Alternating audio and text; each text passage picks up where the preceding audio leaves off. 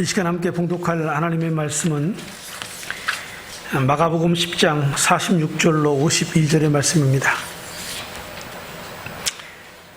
우리 함께 한 목소리로 우리 봉독하시도록 하겠습니다. 그들은 여리고에 갔다. 예수께서 지하들과 큰 무리와 함께 여리고를 떠나실 때에 디메오의 아들 바디메오라는 눈먼 거지가 길가에 앉아 있다가 나사렛 사람 예수가 지나가신다는 말을 듣고 다윗의 자손 예수님, 나를 불쌍히 여겨 주십시오 하고 외치며 말하기 시작하였다.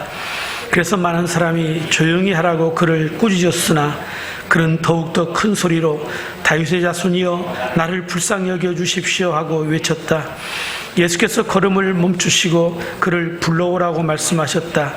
그리하여 그들은 그 눈먼 사람을 부르며 말하기를 용기를 내어 일어나시오. 예수께서 당신을 부르시오 하였다. 그는 자기의 겉옷을 벗어던지고 벌떡 일어나서 예수께로 왔다. 예수께서 그에게 말씀하시기를 내가 너에게 무엇을 하여 주기를 바라느냐 하시니 그 눈먼 사람이 예수께 말하였다. 선생님, 내가 다시 볼 수 있게 하여 주십시오. 예수께서 그에게 말씀하셨다. 가거라, 내 믿음이 너를 구원하였다. 그러자 그 눈먼 사람은 곧 다시 보게 되었다. 그리고 그는 예수가 가시는 길을 따라 나섰다. 아멘. 자, 오늘은 봉독해드린 본문의 말씀을 중심으로 해서 운명을 바꾸는 힘에 대하여 생각해 보도록 하겠습니다. 여러분들은 운명을 믿으십니까? 그리고 그 운명이 바뀔 수 있다고 생각하십니까? 이 운명이라고 하는 단어는 이 기독교의 용어는 아닙니다. 운명의 사전적 의미는 인간을 지배하는 필연적이고 초월적인 힘 또는 그 힘으로 말미암아 생기는 길흉화복이라고 그렇게 정의하고 있습니다.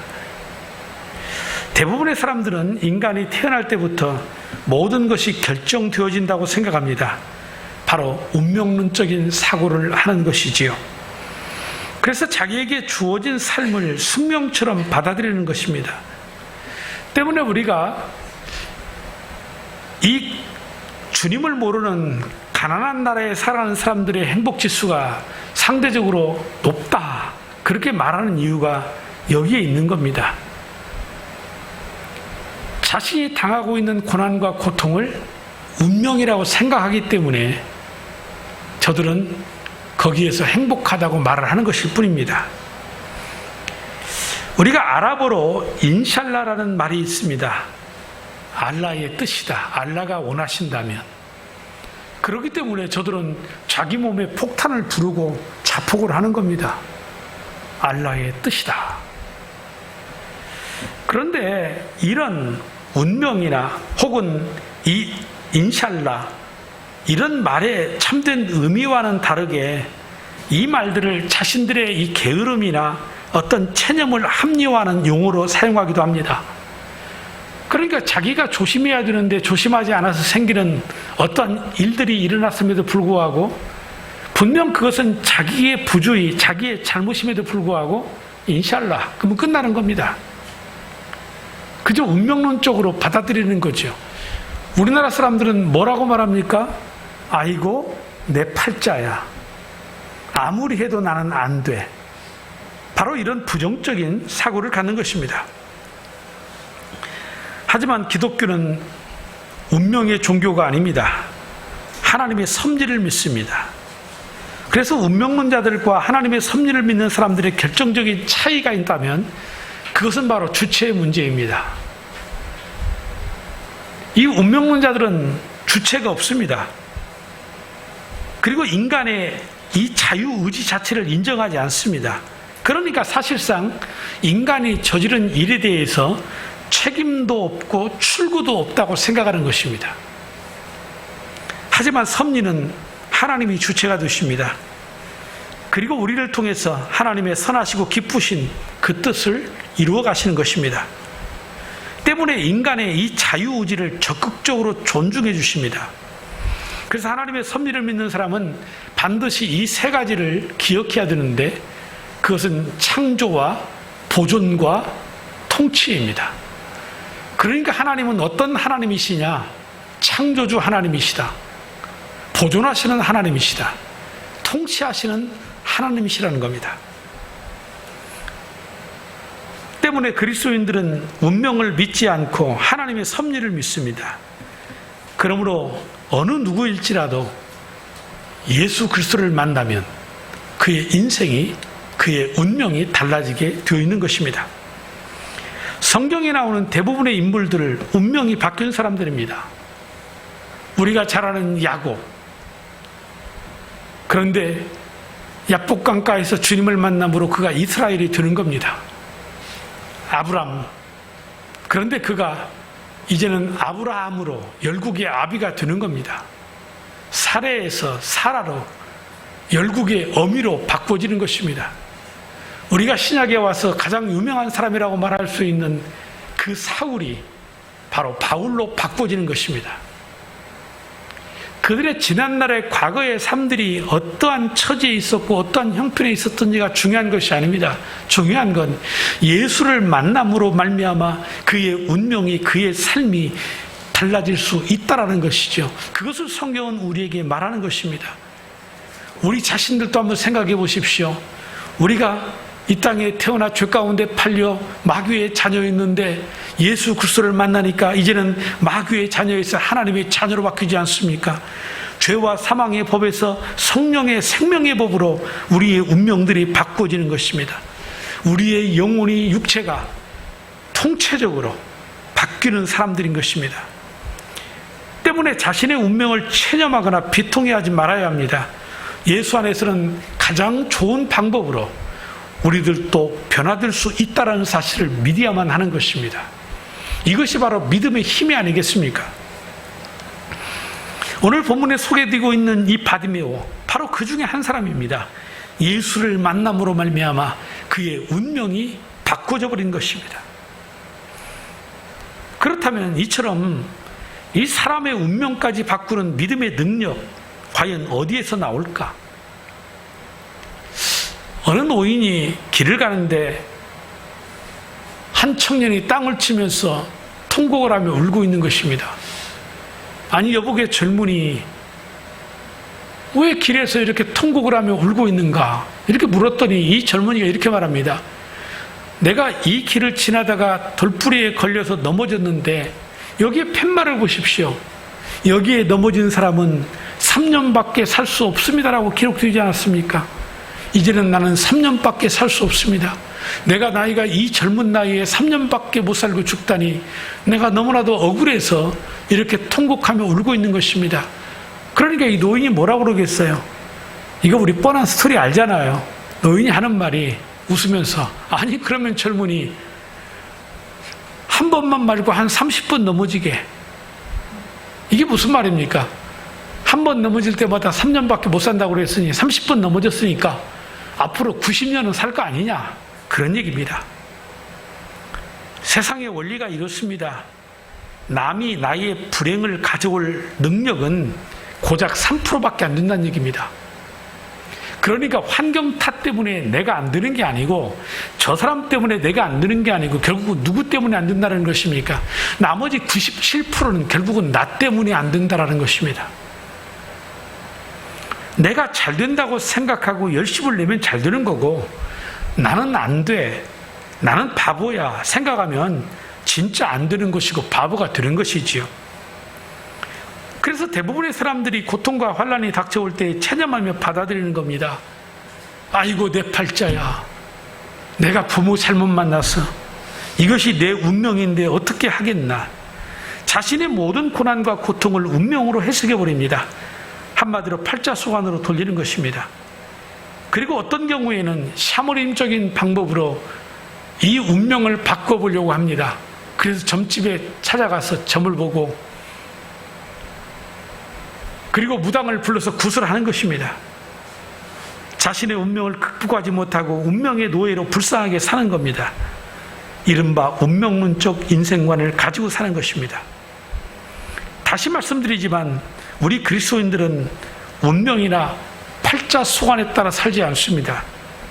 예수 믿기 이전에는 우리가 그런 삶을 살았을지라도 예수를 믿고 나서는 운명과 팔자소관 때문에 사는 것이 아니라 그리스도 예수 안에서 내 삶이 얼마든지 변할 수 있다라는 그 믿음으로 사는 줄로 믿으시기를 바랍니다.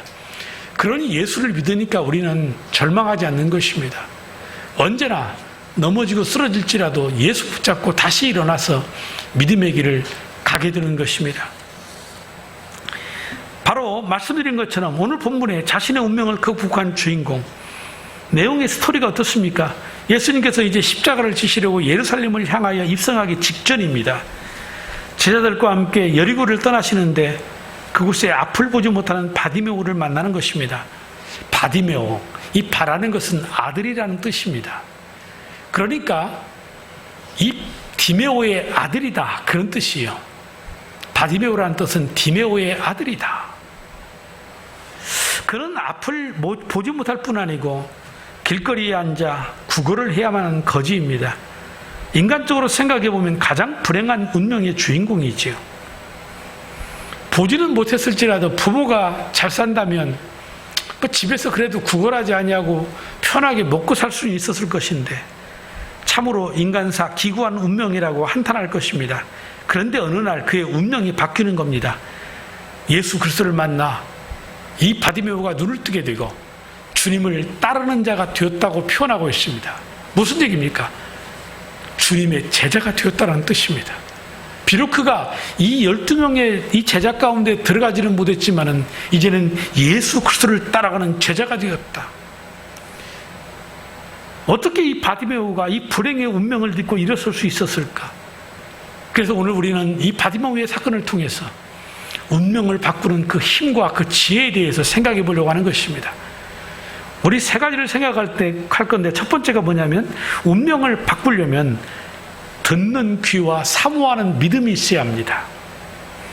길가에 구걸하던 바디메오, 나사렛 예수의 말을 들었습니다. 귀가 번쩍 뜨입니다. 상황적으로 볼 때에 눈먼 이 바디메오가 예수님을 만난다는 것은 극히 어려운 일입니다. 예수님은 지금 제자들과 큰 무리와 함께 이동 중에 있습니다. 만약 바디메오가 지나가는 소리로 들었다면 그에게 인생 역전의 기회는 주어지지 않았을 것이 분명합니다. 그런데 이 바디메오는 이미 예수 그리스도에 대한 소문을 듣고 있었던 것입니다. 예수님이 풍랑이는 바다도 잔잔케 하셨다고 하더라. 예수님께서 오병이어의 기적으로 배불리 먹이셨다고 하더라. 예수님이 이런 병자 저런 병자 고치셨다고 하더라. 그렇다면 나의 이 눈먼도 고치실 수 있지 않을까? 내가 그 예수를 만날 수만 있다면 좋겠다.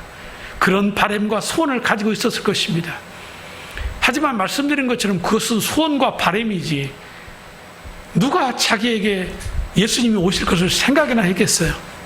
그런데 어느 날 자기 귀에 예수님이 왔다라는 것입니다. 지금 그 예수님이 자기 앞을 지나간다고 말하는 것입니다. 오매불망 그의 관심이 예수님에게 있었는데 그런데 그 예수님이 정말 자신 앞에 지나가고 계시다. 드디어 자신의 인생을 새롭게 열릴 수 있는 기회를 만난 것입니다. 그것이 바로 운명을 바꾸는 축복의 기회였던 것입니다. 그렇다고 한다면 이 본문을 보면서 아하, 누가 과연 주님의 은혜를 맛보고 누가 과연 자신의 운명을 바꿀 수 있는 사람이냐? 바로 사모하며 기다리는 사람이라는 것이지요.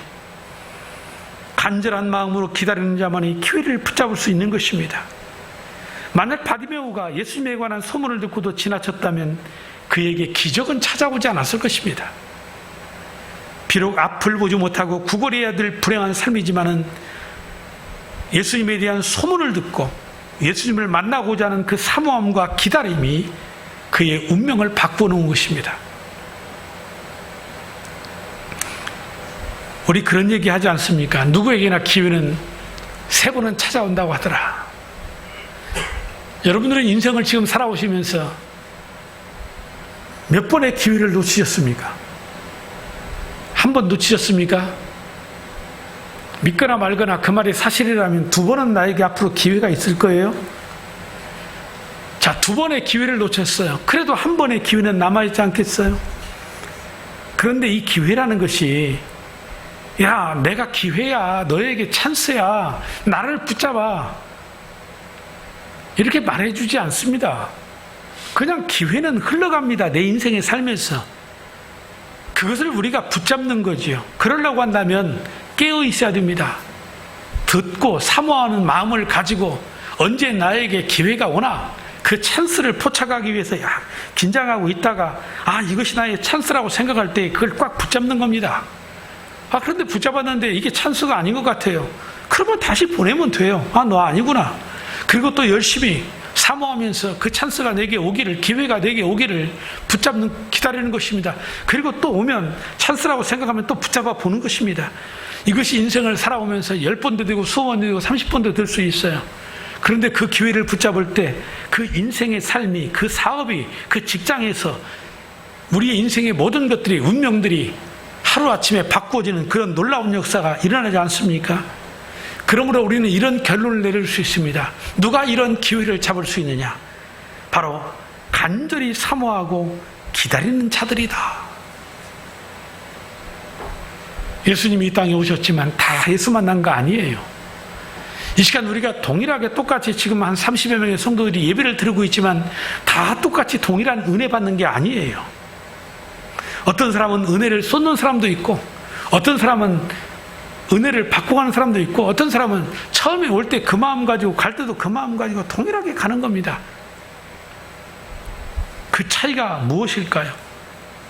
다른 거 없습니다.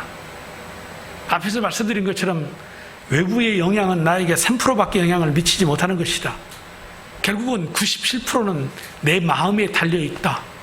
그래서 한 주간의 삶을 살아가면서 힘들고 바쁘고 분주한 가운데 있어도 하나님의 말씀을 들으려고 노력하고, 또 지난주에 말씀을 가지고 한 주간 내가 살아보겠다고 힘쓰고 애쓰던 사람들, 그리고 주일날 주 앞에 나오면 그 사모함이 있기 때문에 하나님 앞에 기대하고 무슨 말씀을 해도 그 말씀을 내게 주시는 말씀으로 받고 아멘으로 화답하는 것입니다. 그럴 때 성령께서 위로부터 부어주시는 하나님의 은혜를 내려오 주시지 않겠습니까? 그렇습니다. 예배를 사모하고 기다리는 자와 그렇지 못한 자의 차이, 이것이 바로 은혜와 축복을 갈라놓는 것입니다. 은혜와 축복의 삶을 사느냐, 아니면 그렇지 못한 삶을 사느냐, 그것을 결정짓는 것이란 얘기입니다. 사랑하는 성도 여러분, 하나님의 말씀에 귀를 기울이시기 바랍니다. 그리고 여러분들에게 주어진 은혜의 기회를 붙잡으시기 바랍니다. 더 이상 운명이니 팔자수간이니 하면서 살지 마시기를 바랍니다. 아무리 힘들고 어려워도 예수를 만나면 내 인생 새로워질 수 있고 변화될 수 있고 내가 치유될 수 있고 회복될 수 있다. 내 지금의 삶이 비록 힘들고 어렵지만은 내가 예수 그리스도 안에서 얼마든지 성공한 인생의 삶을 살 수 있다고 하는 이러한 믿음을 가지시기를 바랍니다. 그러므로 지금입니다. 내일로 미루지 마시고 지금 이 시간 예수 그리스도를 다시 한번 붙잡으시기를 바랍니다. 그분의 다스림과 통치 가운데 여러분들의 모든 삶을 내려놓으십시오. 그리고 들려주시는 주님의 능력의 말씀을 붙잡으십시오. 그 순간 영안이 열리고 하늘이 열리고 하나님의 축복이 우리에게 임할 줄로 믿습니다. 그리고 두 번째로 운명을 바꾸는 두 번째의 힘은 장애물을 뛰어넘을 수 있는 믿음이 있어야 합니다. 바디메오, 예수님의 소문을 들었고 사모했어요. 그리고 그에게 기회가 찾아왔습니다. 그때 그는 예수님 앞에 소리쳐 외치기 시작합니다. 47절 보십시오. 나사렛 사람 예수가 지나가신다는 말을 듣고 다윗의 자손 예수님, 나를 불쌍히 여겨주십시오 하고 외치며 말하기 시작하였다. 여러분, 얼마나 큰 소리를 외쳤던지 주변 사람들이 이 바디메오의 이 소리를 막으려고 합니다. 그래서 48절에 그래서 많은 사람이 조용히 하라고 그를 꾸짖었으나 나는 표현을 하고 있지 않습니까? 이것이 바디메오의 위기입니다. 이제까지 사람들은 바디메오에 대해서 관심조차 없었을 것입니다. 우리가 잘 아는 것처럼 이런 장애우에 대한 그 시대의 편견은 뭡니까? 저의 죄 때문에 저가 장님이 되었을 거다. 저의 부모의 죄 때문에 저가 장님이 되었을 것이다. 바로 이런 편견을 가지고 살았지 않습니까? 그래서 이 장애를 저주받은 인생으로 생각을 했던 것이죠. 그러니 누가 이 바디메오에 대해서 관심을 가지고 이 바디메오의 소리에 귀를 기울일 수 있었겠어요? 그저 바디메오의 외치는 소리는 한낱 흘러가는 공허한 소리에 불과했을 것입니다. 그래서 사람들이 고함치는 이 바디메오를 제어한 것입니다. 그러나 바디메오는 이 위기를 어떻게 극복합니까? 48절 하반절에 뭐라고 그랬습니까? 그는 더욱더 큰 소리로 다윗의 자손이여 나를 불쌍히 여겨주십시오 하고 외쳤다. 여러분들은 이 간절함을 이해하실 수 있겠어요? 사느냐 죽느냐, 내가 눈먼 장님으로 평생을 살아가느냐, 아니면 여기서 내 운명이 바꿔져서 저 예수님으로 말미암아 내가 눈을 뜨고 새로운 인생을 살 수 있느냐, 얼마나 간절했겠어요. 우리가 흔히 그런 말 합니다. 당해보지 않은 사람은 모른다고. 누가 이 바디메오의 이 간절한 마음을 이해할 수 있었겠어요? 그런데 여러분, 우리 인생살이도 다 동일할 수는 없지만은 성공한 사람들의 차이와 실패한 사람들의 차이가 무엇입니까? 성공한 사람들은 실패를 만나지 않았기 때문입니까? 아니지 않습니까? 그들은 어쩌면 실패한 사람보다도 더 큰 시련을 만나고 더 큰 위기를 만나지 않습니까? 그런데 그 위기를 뚫고 돌파하는 힘이 있었다라는 거고, 위기를 만나 실패한 사람은 바로 앞에서 말한 운명론자들처럼 내가 하면 뭐 하겠어, 내 팔자가 뭐 이렇지. 그러니까 하나님이 원망스러운 거죠. 왜 나에게 하나님 이런 시련을 주십니까? 내게 이런 고통을 주십니까? 하나님이 아니라면 부모에게 그때 나 조금만 도와줬으면 좋았을걸. 사람들에게 너 때문에 다른 사람에게 원망과 핑계밖에 더합니까? 하지만 바디메오는 포기할 수 없었습니다.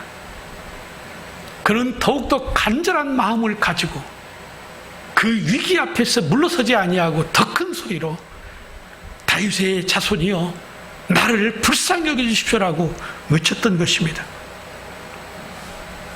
저는 오늘 이 바디메오의 이 간절한 열정, 어떤 문제와 위기와 시련과 시험들이 내게 다가오더라도 그것을 내가 뛰어넘어가리라고 하는 이 믿음의 열정들이 여러분들의 가슴 속에 불같이 성령의 능력으로 임하기를 주님의 이름으로 축복합니다.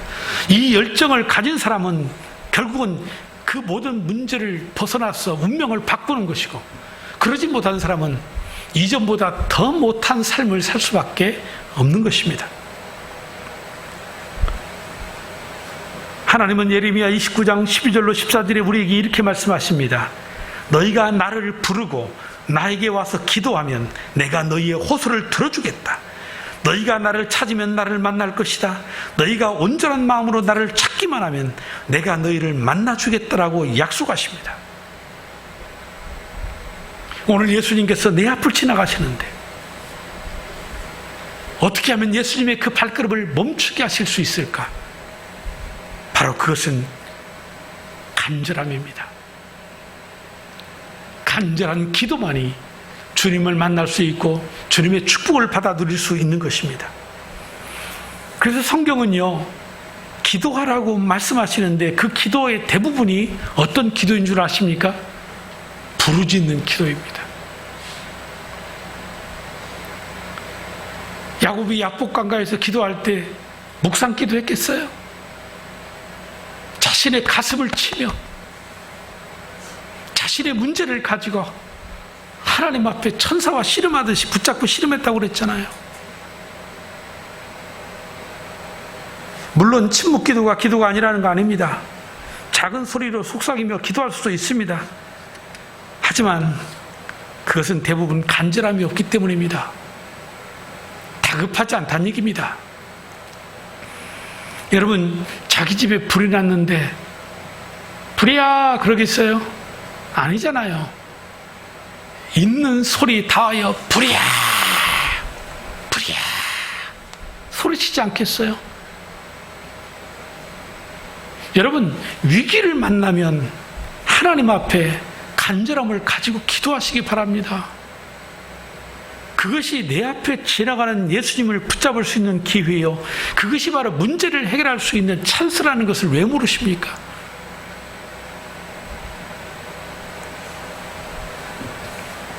바디메오처럼 다윗의 자손 예수여, 나를 불쌍히 여겨주시오. 나를 제발 좀 불쌍히 여겨주시오. 한많은 내 인생, 평생에 내가 세상에 꽃 하나 돌멩이 하나, 내 부모의 얼굴도 보지 못하고 이날 이때까지 살아온 내 인생, 나 불쌍하지 않습니까? 예수여, 나를 좀 불쌍히 여겨주시고 내 눈을 좀 뜨게 해서 나로 앞을 보게 하소서. 얼마나 간절한 기도였겠어요. 그 간절한 기도가 예수 그리스도의 발걸음을 멈추게 했던 것입니다. 그리고 발걸음이 멈추는 곳에 하나님의 은혜가 임하고 축복이 임한 것입니다. 운명을 바꾸는 새로운 역사가 일어난 것입니다. 그러므로 여러분, 오늘 이 시간 말씀을 이성적으로만 이해하고 끝나지 마십시오. 이 이성적인 믿음은 가면 갈수록 알아지는 건 많기 때문에 교만해지는 것밖에 없습니다. 우리의 이 가슴이 뜨거워져야 합니다. 열정인 것입니다. 어떤 위기를 만나도 바디메오와 같이 그 뜨거운 열정을 가지고 하나님 앞에 부르짖어 기도하십시오. 그러면 여러분들의 운명이 바꿔질 줄로 믿습니다. 그리고 세 번째, 마지막에 운명을 바꾸는 그 힘에 올리는 행동하는 믿음이 필요합니다. 믿는다면 도전하라는 것입니다. 바디메오의 외침을 들으시고 예수님의 발걸음을 멈추고 뭐라고 말씀하십니까? 49절에 예수께서 걸음을 멈추시고 그를 불러오라고 말씀하셨다. 그리하여 그들은 그 눈먼 사람을 부르며 말하기를 용기를 내어 일어나시오, 예수께서 당신을 부르시오 하였다. 여러분, 그 말을 들은 바디메오의 심정이 어떻겠어요? 한편으로는 기뻤을 것입니다. 하지만 또 한편으로는 두려움이 찾아왔을지도 모릅니다. 하지만 그는 그 두려움 앞에 주저앉지 아니하고 벌떡 일어나 겉옷을 던져버리고 뛰어갔다고 그랬습니다. 49절 하반절을 보십시오. 그는 자기의 겉옷을 벗어던지고 벌떡 일어나서 예수께로 왔다. 우리가 믿음의 기적을 경험하려고 하면 행동하는 믿음이어야 합니다. 아는 것으로 그치면 안 됩니다. 특별히 기도 많이 하시는 분들 참 신앙생활 잘하는 겁니다. 기도는 하나님과의 영적인 호흡이요 관계입니다. 기도가 없다는 얘기는 하나님과 나와 사이가 내가 하나님을 믿지 않는 건 아니에요. 하나님이 나를 모르시는 것도 아니겠죠. 그런데요, 엔조이가 안 돼요. 어떤 사랑의 관계가 형성이 안 되니 어떤 일도 일어나지 않는 거예요. 그러니까 기도하면 문제가 생기는 게 당연해요. 그러나 기도하지 않으면 아무런 문제도 생기지 않아요. 세상 일만 생기고 세상에 문제만 생기는 거지. 그래서 기도가 그처럼 중요한 겁니다. 그래서 우리는 기도 많이 하는 거 분명히 중요한데, 그러나 기도하면 도전해야 합니다. 기도하고 행동하라는 것입니다. 이 행동하는 믿음.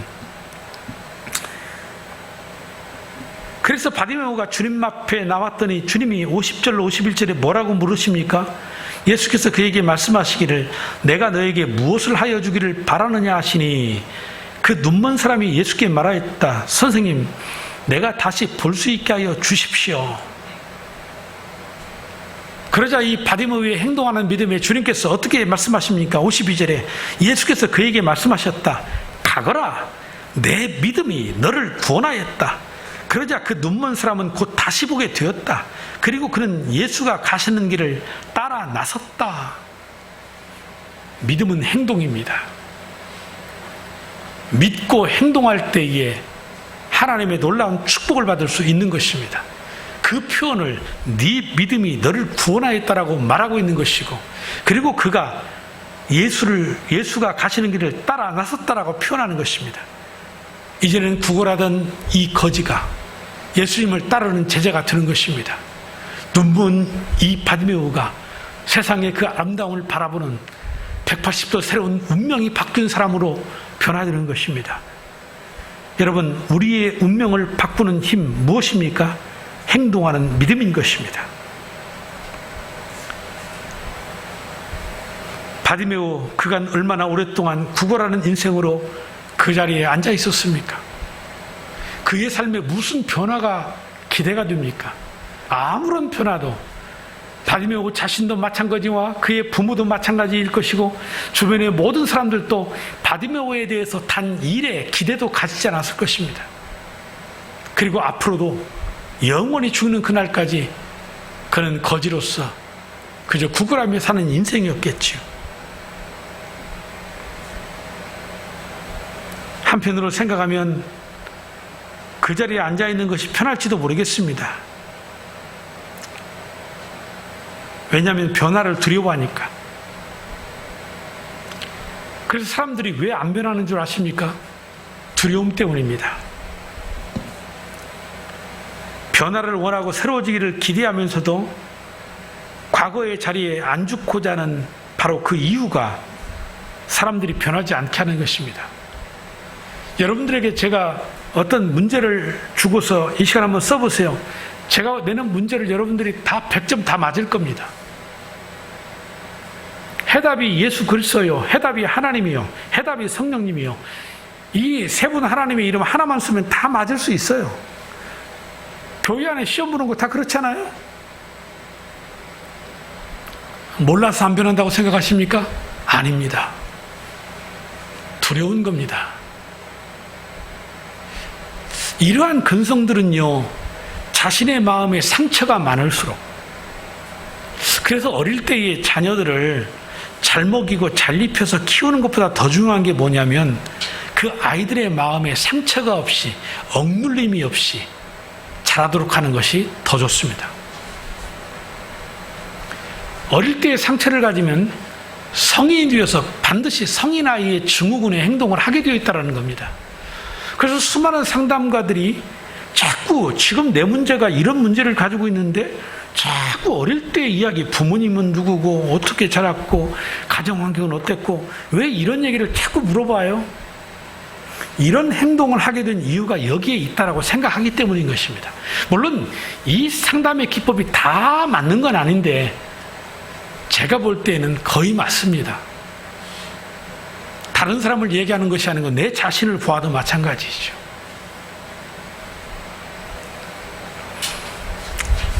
그러니까 변화가 두려운 겁니다. 내가 예수를 좀 더 열심히 믿으면 내가 미친 사람 될 것 같은 두려움도 있습니다. 그런데 전혀 그렇지 않거든요. 이스라엘 백성들을 보십시오. 예굽에서 출애굽에서 이제는 자유인이 되지 않았습니까? 하나님의 백성 되지 않았습니까? 뭐 예굽에 있을 때 잘 먹었는데 광야에 와서 굶주렸는가? 아니, 종살이 하면서 먹으면 얼마나 잘 먹었겠어요. 그런데 이 광야에서 조금만 어려움 생기면 하나님 앞에 원망하고 불평하는 이유가 무엇입니까? 바로 그 과거의 나쁜 습관, 그 버릇, 즉 노예 근성 때문인 것입니다. 그래서 저들은 한 열흘길이면 도착할 하나님의 약속의 땅에 들어가지 못하고 40년 동안 광야에서 그 나쁜 근성 버리려고, 노예 근성 버리게 하시려고 하나님이 40년을 훈련시키지 않습니까? 왜 그리 고생하며 인생 삽니까? 편한 길 놔두고 예수를 만나 얼마든지 새로운 삶을 살 수 있고 더 성숙한, 더 아름다운 삶, 가치 있는 삶을 살 수 있는데 왜 그리 변화를 두려워하십니까? 여러분들이 정말 믿음이 있다면, 믿는다고 한다면 행동하는 믿음을 가지시고 기도하며 앞으로 전진해 나아가십시오. 여러분들의 인생은 분명히 변화되는 새로운 삶을 살게 될 것입니다. 부정적인 생각 버리고 믿음으로 도전하는 것입니다. 그래서 믿음은 결코 요행이 아닙니다. 최선입니다. 믿음은 정직입니다. 성실함입니다. 예수님이 이 땅에 오셔서 3년의 공생애 가운데 예수님은 정말 바쁘게 하나님의 그 일을 감당하시려고 사역을 하셨습니다. 그리고 우리의 모든 죄값을 다 지불하시고 예수님 십자가에서 뭐라고 말씀하셨습니까? 아이고, 내가 지금도 할 일이 얼마나 많은데 이렇게 죽다니, 그러셨습니까? 내가 다른 거 다 했는데 그건 못하고 온 것이 억울하다고 하셨습니까? 아닙니다. 예수님 뭐라고 하셨습니까? 다 이루었다. 최선을 다하신 겁니다.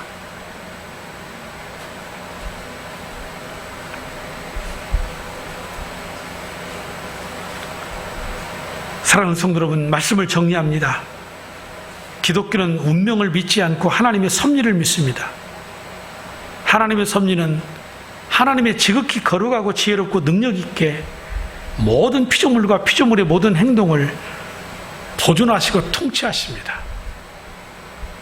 그래서 우리는 하나님의 창조와 보존과 이 통치를 믿어야 된다고 그랬습니다.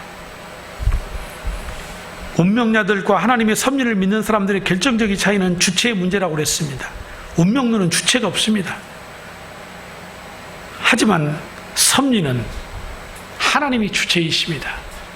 내 운명의, 내 인생의 삶의 주인이 바로 하나님이시라는 겁니다. 그래서 하나님은 나를 통하여서 하나님의 선하신 목적을 이루어 가시는 것입니다. 그러므로 그리스도 예수 안에 있기만 하면 누구라도 운명은 바꿔집니다. 운명이 바뀌는 힘, 바디메오처럼 듣는 귀와 사모하는 믿음이 있어야 된다. 장애물이 있을지라도 그것을 뛰어넘는 믿음이 있어야 된다. 그리고 행동하는 믿음이 있어야 된다라고 말씀을 드렸습니다. 이것이 바로 우리의 운명을 변화시키는 힘인 것입니다. 그러므로 우리 성도들 모두가 다 오늘 어떤 환난과 어려움 가운데 처해 있을지라도 이 운명론자들처럼 아이고 내 팔자야, 내가 부모 만나서 잘못 만나서 그렇지, 내가 무엇을 한다고 되겠어, 이런 생각 다 버리시고 이제는 예수 그리스도를 만났으니 나도 그리스도 예수 안에서 새로운 삶을 살 수 있다. 내가 이 가난에서 벗어날 수 있다. 내가 이 질병 속에서 치유될 수 있다. 내 자녀의 문제이든 어떤 문제이든지 간에 주님 만남으로 말미암아 새로워질 수 있다라고 하는 이 희망을 가지고 주님 앞에 나아가서 하나님 앞에 귀하게 쓰임받고 축복받는 그러한 성도 여러분들 다 되시기를 주님 이름으로 축복합니다.